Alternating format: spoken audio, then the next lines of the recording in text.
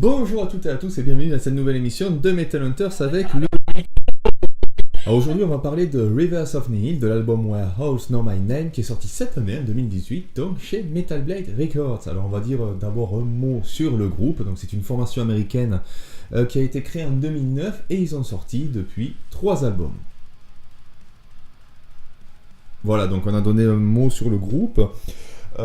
Donc c'est un album que j'ai découvert grâce à Metallian parce que bon, je n'achète plus le magazine, hein, il me coûte 15€ je crois pour le faire venir en Irlande, donc je demande parfois à des amis de me donner l'album qui a été élu meilleur album du moment, et cette fois-ci, donc il y a quelques mois déjà, hein, c'était Warehouse Know My Name, et donc c'est un groupe de death technique avec une forte influence progressive et de djent, donc c'est un style qui est pas facile à définir, mais on peut quand même lui attribuer quelques étiquettes comme ça. Et d'ailleurs, ce serait intéressant de voir ce que Metallian en pense de ce style. Alors pour Metallian, c'est du Doom. Alors c'est marrant parce que le Doom et le Death, c'est deux styles, c'est pas comme s'il y avait un fossé énorme entre les deux, donc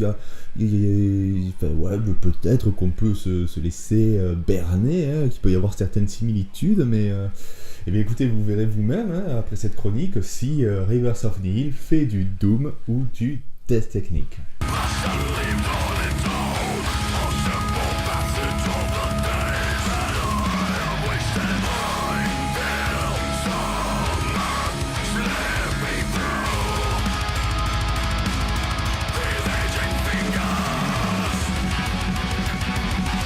Bon alors je n'écoute pas tous les albums que Metallian place en top, hein, mais c'est vrai que pour Rivers of Nihil, c'est la pochette qui m'a tapé dans l'œil. Donc c'est une pochette qui a été réalisée par Dan Seagrave, très bien connu dans la scène de death metal puisqu'il a réalisé énormément de pochettes. Alors il a fait quoi? Il a fait du Dismember, il a fait du Entomb, du Decrepit Birth, il a fait du Morbid Angel aussi, cette pochette si culte. Donc voilà, c'est un grand nom de la scène. Alors je dois avouer que la première chose que je me suis dite en ayant écouté pour la première fois Warehouse Know My Name, c'était, putain on dirait du Obscura, mais sans cette technique étouffante, avec une musique beaucoup plus aérée et donc beaucoup plus accessible. Alors cette comparaison entre Rivers of Nihil et Obscura, je n'ai eu que lors de la première écoute, parce qu'après lorsque j'ai réécouté Warehouse Know My Name, eh bien, il faut avouer qu'il n'y a pas grand chose de commun entre les deux formations, si ce n'est une certaine technique, et encore la technique d'Obscura est très différente de celle de Rivers of Nihil.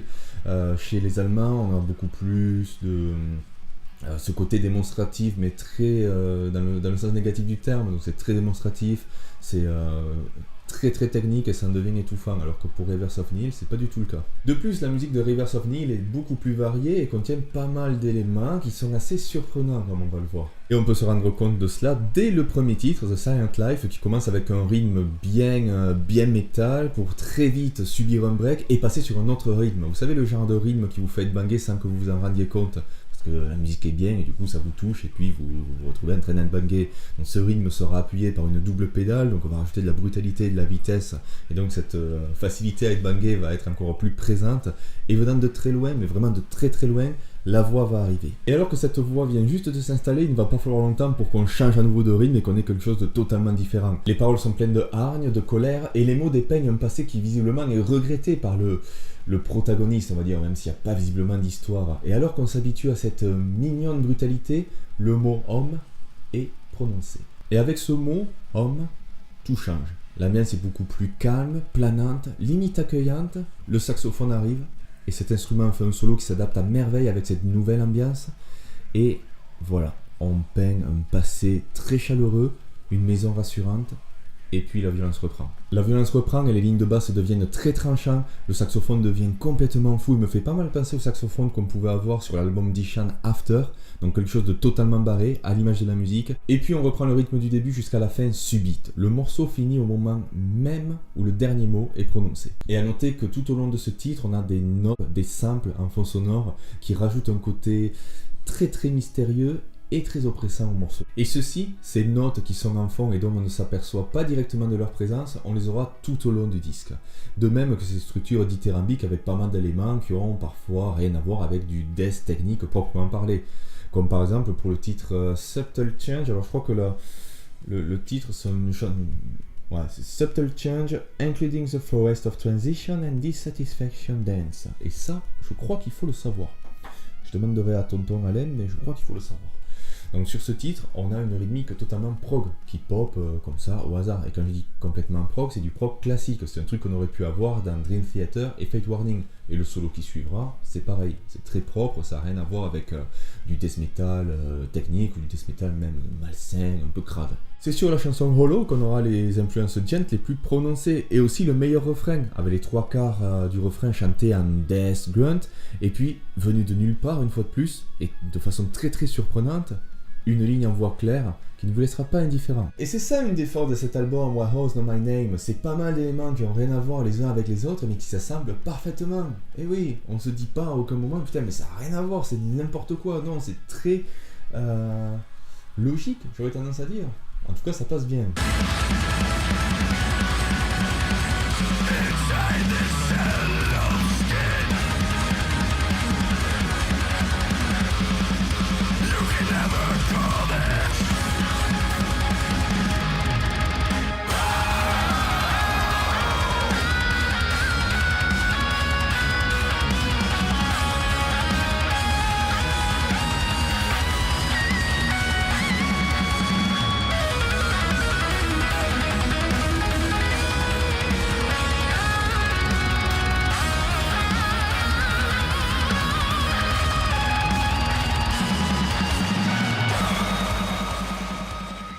Ce disque a une force, un attrait particulier, et lors des premières écoutes, j'étais très attiré par ce côté mystérieux et oppressant, et très effrayant aussi, même si cela a tendance à diminuer au fur et à mesure des écoutes, un peu comme si j'apprivoisais ce disque. Ce disque, en fait, c'est comme un monstre. Dès qu'on le voit, on est effrayé, et d'un côté, on est curieux, on aimerait savoir, par exemple, comment ce monstre se déplace, qu'est-ce qui le nourrit, est-ce qu'il peut monter aux arbres ou autre. Et du coup, on se met à l'étudier, et au fur et à mesure qu'on le connaît, on s'aperçoit qu'il n'est pas si effrayant que ça. Warehouse Know My Name, c'est ça. C'est un disque qui peut vous effrayer, entre guillemets bien sûr, lors de la première écoute, mais vous allez apprendre à le connaître et à l'apprivoiser au fur et à mesure des écoutes suivantes. Ce disque peut oppresser l'auditeur autant qu'il l'attire. Alors ça peut être juste un moment précis d'une chanson, ou bien ça peut être un titre en entier qui possède cette faculté. Et comme je l'ai déjà dit, je pense que c'est dû à ces nappes en fond sonore, cachées, mais qui vous touchent néanmoins.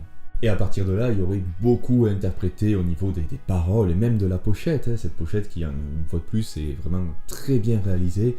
Ce ton verdâtre, très death metal, cette forêt qui est là, toute déglinguée, toute morte au final. On pourrait se demander pourquoi cette forêt est morte. Et puis, surtout, on pourrait se demander qui est ce mec qui sort. Ça a l'air d'être un géant. Pourquoi il est là? Est-ce qu'il est gentil? Est-ce que c'est un méchant? Est-ce que c'est un vieux sage ou un esprit maléfique? Et puis son air également est très... on pourrait l'interpréter de différentes manières. Est-ce qu'il est simplement usé par la vieillesse? Ou est-ce qu'il est défoncé? Ou peut-être est-ce qu'il souffre? Personnellement, je pense qu'il n'est pas bien en forme. Et du coup, pourquoi il n'est pas en forme? Est-ce qu'il représente la forêt? C'est peut-être le seigneur de la forêt, cette forêt qui se meurt parce que, je sais pas, à cause d'une pollution ou d'une maladie. Bon, après, peut-être que je pousse un peu trop le raisonnement trop loin, surtout quand on voit le clip que les mecs ont fait, je pense pas qu'il y ait besoin de trop réfléchir là-dessus, non?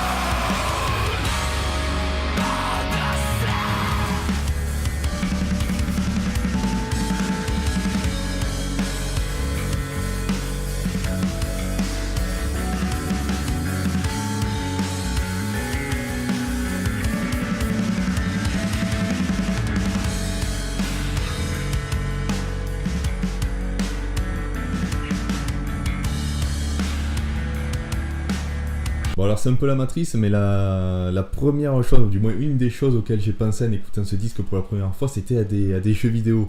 Parce que la musique elle contient tellement d'éléments qui ont rien à voir entre eux, que ça m'a fait penser aux vieux jeux vidéo. Vous savez les vieux trucs qu'on avait sur Mega Drive ou sur Nintendo, avec des niveaux qui avaient vraiment rien à voir les uns avec les autres. Vous commenciez dans la forêt, puis vous étiez directement au niveau 2 dans en ville, dans un milieu très urbain, type New York, puis après vous étiez dans une grotte, puis dans une centrale nucléaire, puis à la neige à la montagne, et puis à la plage avec les palmiers et tout.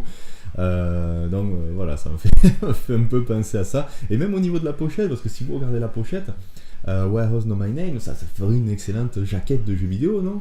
Vous imaginez pas quand vous aviez 10 ans, vous allez chercher un jeu, vous voyez cette jaquette là, vous avez pas envie de l'acheter la cartouche? Et le pire c'est que ça marche pour tous pour les deux autres albums, surtout pour Monarchy d'ailleurs. Et un autre truc aussi qui est marrant, c'est que le vieux personnage là qu'on a sur la pochette, ça me fait pas mal penser au boss de The End dans Metal Gear Solid Snake Eater, non?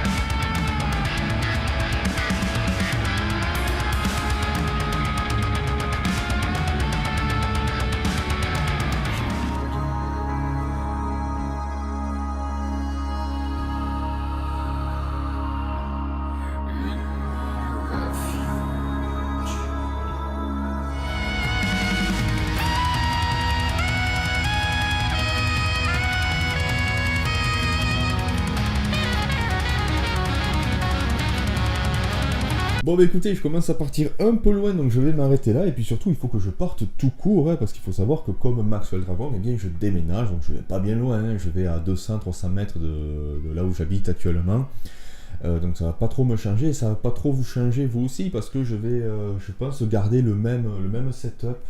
Voilà, j'ai regardé un peu là où j'allais habiter, comment j'allais pouvoir arranger les trucs, et je pense que, eh bien, effectivement, il n'y aura pas de changement, ça tombe bien parce que j'ai pas voté Hollande, hein, ça il faut le savoir. Donc, ben voilà, voyez voilà, il est temps d'arrêter, même Gamaré tombe. Donc il faut savoir que pour Warehouse No My Name, il y a pas mal de mecs qui l'ont pas du tout aimé cet album. D'ailleurs sur Metal Archive, si vous allez regarder les chroniques, vous verrez, il y a un mec, il a carrément mis 0. Lui il était énervé, il a écouté le CD, ça lui a pas du tout plu.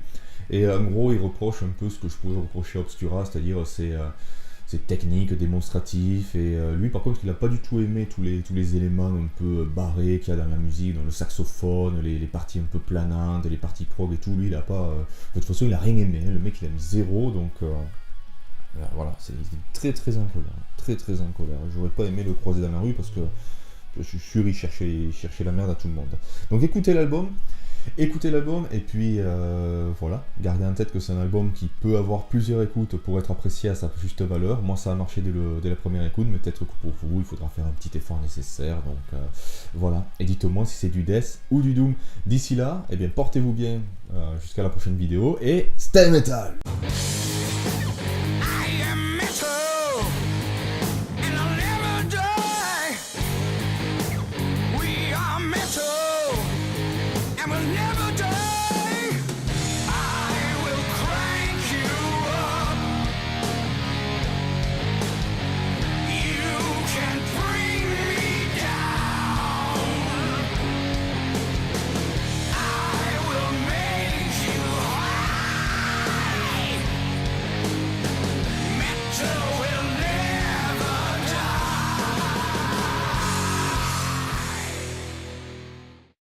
Putain de ronce de merde.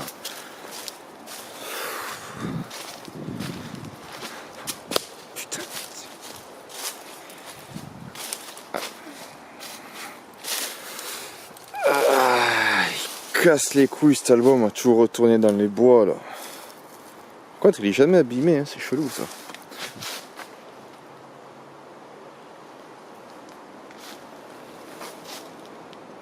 Putain, t'as des bruits tellement bizarres là, dans la forêt quoi.